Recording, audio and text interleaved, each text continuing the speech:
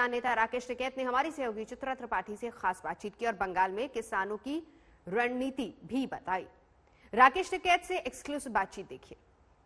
पश्चिम बंगाल में खेला करने के लिए राकेश टिकैत जी आ चुके हैं। यहाँ पर भाषण अपना खत्म किया, किसानों के समर्थन में बोले और साथ ही मोदी के विरोध में वोट डालने की अपील की। ये राजनीति राकेश टिकैत जी अब क्यों की जा रही है? किसानों की राजनीति कहाँ कर रहे हैं हमने तो यही तो कहा कि वे चावल मांग रहे, कोई वोट मांगने आए तो उनसे ये पूछ रहे ना कि भाई मेरे एमएसपी का क्या होगा, उस पर कानून बना दो, मैं वोट दे दूंगा, कानून बनवा दो उनसे।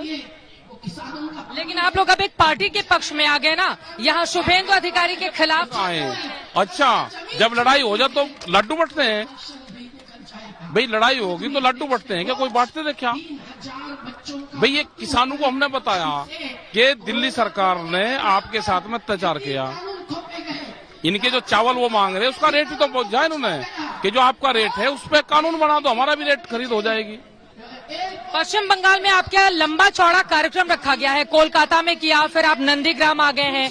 नंदीग्राम में ममता बनर्जी खुद उम्मीदवार हैं, शुभेंदु अधिकारी उनको हराने का दम भर रहे हैं। आप लोग ममता बनर्जी के पक्ष में प्रचार कर? ना हम तो नहीं कर रहे उनके पक्ष में। ममता दीदी ने तो किसानों का समर्थन किया था और कर दिया तो ठीक है, उनका धन्यवाद है। हाँ, तो अगर शुभेंदु अधिकारी को आप हराएंगे तो उसका सीधा फायदा, अगर हराने की बात करेंगे तो ममता बनर्जी को नहीं। हम तो किसानों को कहा कि जब वे वोट मांगने आए तो उनसे ये पूछना कि मेरे चावल का रेट क्या है और उस पर कानून बनवा दो। दिल्ली में 5 लाख आदमी बैठे हुए हैं तो कानून बनवा दो, हम नहीं कहेंगे। किसान कहीं राजनीति का शिकार तो अब नहीं है। राजनीतिक शिकार कहाँ हो रहा किसान? हमें कौन कर लेगा राजनीति का शिकार? या आपकी अब महत्वाकांक्षाएं परवान चढ़ रही हैं? उत्तर प्रदेश में अगले साल चुनाव होने हैं। हाँ, तो चुनाव है तो अगर सरकार काम नहीं करेगी तो वहाँ पे भी तो कहना पड़ेगा हमको।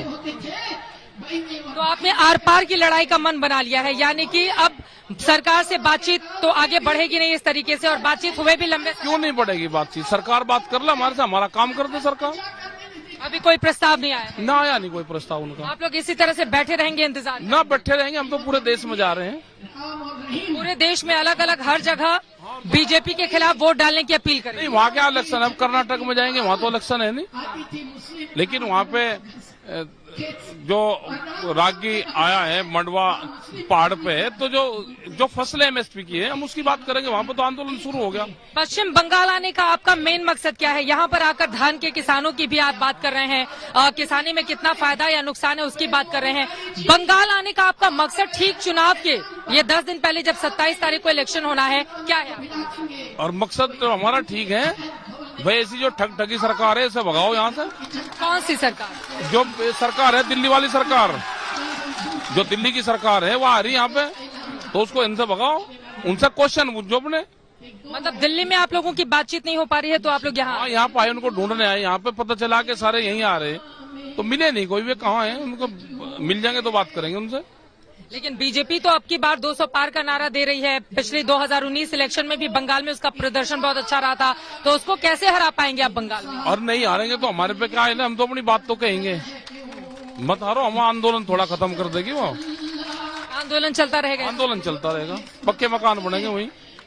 आप सड़क पे गाजीपुर में सड़क पर पक्के मकान बनाने के आएंगे, पक्के मकान वहाँ सिंघू में बन गए, वहाँ पे भी बनेंगे।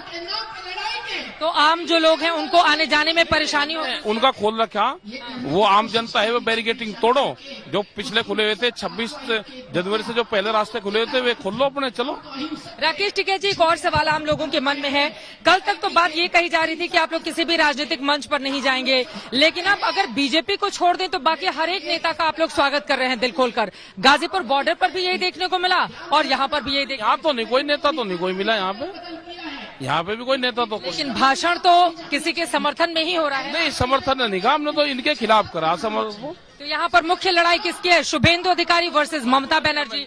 तो शुभेंदु अधिकारी के खिलाफ वोट डालने की बात करेंगे तो सीपीएम के उम्मीदवार के लिए तो आप आए नहीं। और भी होंगे, कांग्रेस वाले भी होंगे, और भी होंगे, किसी को जो ठीक लगे, जो बीजेपी को हरा सकता है उसको दे दो वोट। ऐसा लग रहा है आप लोग भी जिद पर आ गए हैं। सरकार से क्या कहना चाहेंगे? अगर मीडिया माध्यम बने तो क्या मैसेज देना चाहेंगे आप? बातचीत करवा दो हमारी सरकार से लड़ाई होगी, आप बीच में बात करवा दो हमारी। जो कानून है एमएसपी पे कानून बनवा दो। जो 3 बिल है उनको वापसी करवा दो, एक कमेटी बन जाएगी, जो और इशू होगा उस पर बातचीत हो जाएगी। कुछ बिंदु तो मानने के लिए वो तैयार थे, कुछ पर कहा कि नहीं ये नहीं हो सकेगा, लेकिन आप लोग भी रिजिड हो गए कि तीनों खारिज करो नहीं तो नहीं माने। तीनों खारिज हो जाएंगे, नवंबर दिसंबर तक हो जाएंगे खारिज। ममता बनर्जी जीत रही हैं पश्चिम बंगाल से। अब हमें नहीं पता किसी का कौन जीत रहा कौन आ रहा। आपकी मुलाकात हुई है दीदी? ना हमारी नहीं। उनके पैर में चोट लग गई है, उस पर क्या कहेंगे आप? यही नंदीग्राम में ही चोटी लोग चोट लगी है, पता है कि उन्हें धक्का दिया किसी ने, धक्का दिया है ये आपको पता चला? ये पता चला धक्का दिया उनको। कौन है? विरोधियों की साजिश? विरोधियों की साजिश पता चला। मतलब विरोधियों ने दीदी को धक्का दे दिया, लेकिन विरोधी कह रहे हैं कि हादसा है। अब पता नहीं, जो भी है वो गलत हुआ, उनके साथ में नहीं होना चाहिए। केली महिला लड़ रही थी यहाँ पे, तो क्रांतिकारी महिला थी, लड़ रही थी सरकार के खिलाफ, वही अस्पताल में भिजवाई थी, तो कोई ना कोई साजिश हो सके नहीं।